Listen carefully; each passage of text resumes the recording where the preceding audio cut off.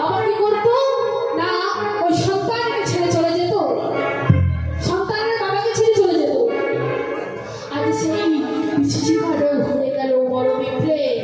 আর যেই না হয়ে গেল, অন্যান্য ভক্তরা সবাই ছুটে ছুটে বেড়াচ্ছে, ও চলবিন্দ, ওই বড় বিপ্লবকে ধরে বসে দেখো না, তুমি ওরা যাবে না, খালি চলো, খালি চলো, খালি চলো। আর যেই না যাওয়ার জন্য একটা চরণ বাড়িয়েছে,